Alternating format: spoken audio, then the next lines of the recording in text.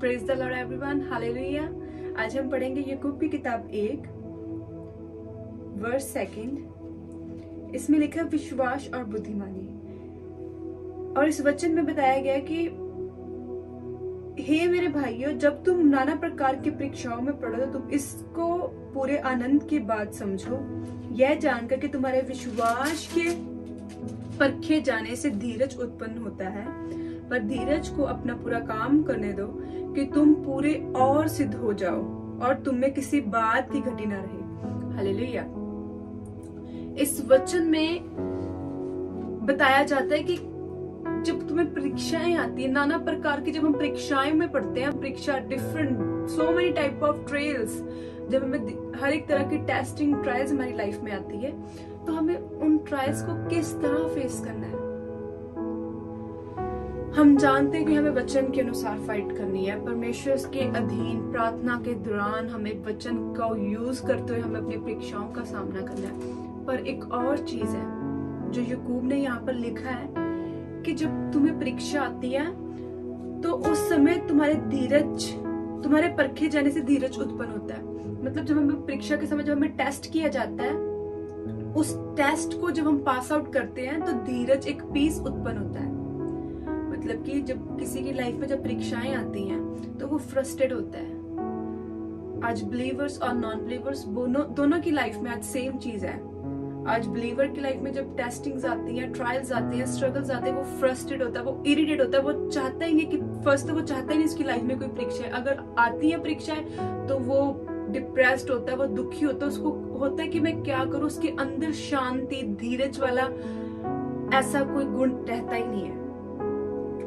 पर वचन कहता है जब परीक्षाएं तुम पर आती हैं कि जब परीक्षाओं में पड़े तो उसको पूरे आनंद की बात समझो, यह जानकर कि तुम्हारे विश्वास के परखे जाने से धीरज उत्पन्न होता है। क्योंकि जब हमारी परीक्षा आती है वो टाइम हमारे को विश्वास को टेस्ट करने का टाइम होता है। परमेश्वर चाहता है कि उस दौरान हम कुड़कुड़ाए ना, हम फालतू के इरिटेट ना, हम फ्रस्ट्रेट ना। परमेश्वर चाहता है उस टाइम हमारा सिर्फ और सिर्फ विश्वास परमेश्वर में हो। बहुत से लोग हैं वो अपना फेथ खुदा पर नहीं रखते जब उनकी लाइफ में प्रॉब्लम्स आती हैं। उनको लगता है कि गॉड उनके साथ नहीं है, उनको लगता है परमेश्वर उनका साथ नहीं दे रहा। पर मेरे भाइयों और बहनों, वचन कहता है कि वो टाइम जब तुम्हारी लाइफ में वो जब परीक्षाएं आती है वो तुम्हारे विश्वास को स्ट्रॉन्ग करने के लिए आती है, कि तुम्हारे परखे जाने से तुम्हारे विश्वास से धीरज उत्पन्न होता है, कि तुम्हारा जो विश्वास है वो कितना स्ट्रॉन्ग है। उस चीज का टेस्ट किया जाता है तुम्हारी परीक्षाओं के समय में। वचन कहता है यह जानकर कि तुम्हारे विश्वास से परखे जाने से धीरज उत्पन्न होता है, पर धीरज को अपना पूरा काम करने दो कि तुम पूरे और सिद्ध हो जाओ। जब हम अपनी ट्रायल्स में विदाउट एनी फ्रस्ट्रेशन, बिना गुड़गुड़ाए हुए, बिना किसी इरिटेट हुए, बिना कुछ भी फालतू के परेशान होते हैं, जब हम परमेश्वर में विश्वास करते हैं और जब हम आराम से, जब हम पीसफुली, हम धीरज के साथ जब हम चलते हैं कि हमारा खुदा हमारे साथ है, तो तब हम सिद्ध होते हैं। और इसलिए परमेश्वर ने कहा कि उस टाइम, उस पीरियड के दौरान जो तुम्हारी लाइफ में उस टाइम जो वो प्रॉब्लम्स है, जो परीक्षा चल रही है, उस टाइम पीरियड के दौरान तुम्हें एक विश्वास में स्ट्रांग होने की जरूरत है। तुम्हें कुड़कुड़ाने की जरूरत नहीं है, तुम्हें पीसफुली, तुम्हें धीरज, काम रहने की जरूरत है। पर आज मसीह नहीं ऐसा करते। वो इरिटेट होते हैं, वो फ्रस्ट्रेट होते हैं, उनको लगता है कि उनकी लाइफ में ऐसी प्रॉब्लम्स क्यों आ रही हैं। आज कोई भी बिलीवर, कोई भी मसीही चाहता ही नहीं है कि उनकी लाइफ में प्रॉब्लम आए, वो चाहता ही नहीं उनकी लाइफ में ट्रायल्स आए। पर परमेश्वर ने कहा जब ये फेस तुम्हारी लाइफ में आएगा तब तुम परखे जाओगे कि तुम इस काबिल हो कि नहीं हो। एक डॉक्टर बनने से पहले 6-6 साल, 1-1 साल की ट्रेनिंग्स लगती है। उस ट्रेनिंग के दौरान हम अपने सीनियर से सीखते हैं।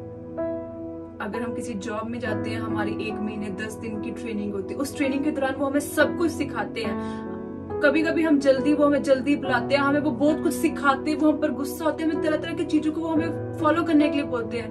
पर उस टाइम अगर हम अपने अंदर पेशेंस रखें, धीरज रखें, ट्रस्ट करें उनकी बातों में, जो वो सिखा रहे हैं हम उसको जब सीखते हैं, तो जब हमारी ट्रेनिंग कंप्लीट होती है उसके बाद हम खुद विदाउट किसी को किसी के प्रेशर के, विदाउट किसी को फॉलो किए हम उस काम को इजीली कर लेते हैं। क्यों कर लेते हैं? क्योंकि हमने उस काम को सीखा, हमने उस टाइम हमने अपने अंदर शांति को रखा, एक पीस को रखा जब हम वो सीख रहे थे। पर अगर हम अपनी ट्रेनिंग के दौरान जब हमारा सीनियर हमें सिखा रहा होता है, हम उसको इरिटेट हो, उससे गुस्सा हो कि क्यों ये हमें फालतू के ऑर्डर दे रहा है, तो हम उससे नहीं सीख पाएंगे। हम कुड़कुड़ाते हैं, कुछ लोग ट्रेनिंग छोड़ देते हैं, इरिटेट होते हैं, करते हैं वाई, हम क्यों फॉलो करें किसी को। पर वो जो ट्रेनिंग होती है वो हमारा सीखने का टाइम होता है। इसलिए परमेश्वर ने कहा तुम्हारा परखा जाना जरूरी है। जब तुम परखे जाते हो तुम्हारा विश्वास उस टाइम देखा जाता है कि तुम्हारा विश्वास किस लेवल का है। और जब हम अपनी ट्रायल्स के, अपनी परीक्षाओं के समय जब हम धीरज और हमारा विश्वास जब परखा जाता है, वो जब स्ट्रांग निकलता है, तो परमेश्वर ने कहा तुम सिद्ध हो जाते हो। फिर डजंट मैटर आने वाले टाइम में कोई भी प्रॉब्लम्स है, परमेश्वर हमें गाइड करता है, हमें सिखाता है, हमें समझाता है। पर उससे पहले वो हमें चेक भी करता है। और विदाउट होली स्पिरिट धीरज अपने अंदर उत्पन्न करना ये इम्पॉसिबल है। हमें पवित्र आत्मा, होली स्पिरिट, गॉड की प्रेजेंस अपने साथ चाहिए। और किस तरह हम अपनी लाइफ में धीरज को लाए, किस तरह हम विश्वास में बोल रहे हैं, उसके लिए हमें बुद्धि, अगर हमारे दिमाग में हमें नहीं पता हमें किस चीज के लिए प्रेयर करनी है, जो हमारे बुद्धि है वही हमारे वीक पॉइंट, हमारे प्लस पॉइंट को हमें दिखाती है। पर अगर ये बुद्धि डल होगी, अगर ये बुद्धि सही तरीके से आत्मिक रीति से नहीं चलेगी, तो हमें नहीं पता होगा कि हम कहाँ रॉन्ग है, हमारा कौन सा प्लस पॉइंट है, कौन सा हमारा वीक पॉइंट है, हम कहाँ पर हम गलत चल रहे हैं। इसलिए परमेश्वर ने कहा जिसके पास बुद्धि की गति, आज फालतू की दुनियाविक बुद्धि हर किसी के पास है, पर स्पिरिचुअल विजडम वो किसी के पास नहीं है। आज हमें परमेश्वर से स्पिरिचुअल विजडम की जरूरत है, आत्मिक बुद्धि की जरूरत है। शारीरिक बुद्धि तो हर कहीं, यूट्यूब, इंस्टाग्राम, जहां मर्जी चले जाओ, हर एक जगह फालतू की शारीरिक चीजें, फालतू की नॉलेज हर जगह मिल रही है।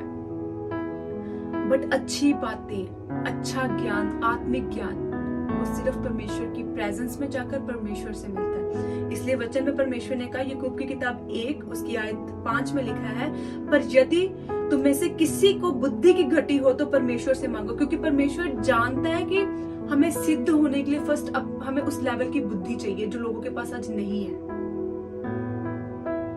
लोग प्रार्थना कर रहे हैं, उनको पता ही नहीं उनको किस चीज के लिए प्रार्थना करनी है। अगर उनकी लाइफ में परीक्षा आ रही है वो प्रार्थना करे, पर उनको पता नहीं उस प्रार्थना में बोलना क्या है, उन्हें परमेश्वर से मांगना क्या है, वो परीक्षा कहाँ से आ रही है, उसको कैसे, बुद्धि है ही नहीं तो वचन कैसे इस्तेमाल करेंगे, कैसे हम परमेश्वर से मांगेंगे, कैसे हम डेविल से फाइट करेंगे। हमें बुद्धि चाहिए आज डेविल के साथ फाइट करने के लिए, अपनी परीक्षाओं से बाहर आने के लिए, एक विश्वास में स्ट्रांग बनने के लिए। अगर जिस विश्वासी के पास आत्मिक बुद्धि है तो अपनी परीक्षाओं के समय में वो कभी कुड़कुड़ाएगा नहीं, वो कभी फालतू में फ्रस्ट्रेट नहीं होगा, अगर उसके पास आत्मिक बुद्धि है। इसलिए परमेश्वर ने कहा जिसके पास बुद्धि की घटी है तो वह परमेश्वर से मांगे, जो बिना उलाहना दिए सबको उदारता से देता है। मीन्स परमेश्वर देने में धनी है, वो देता है, पर हमें मांगने की जरूरत है।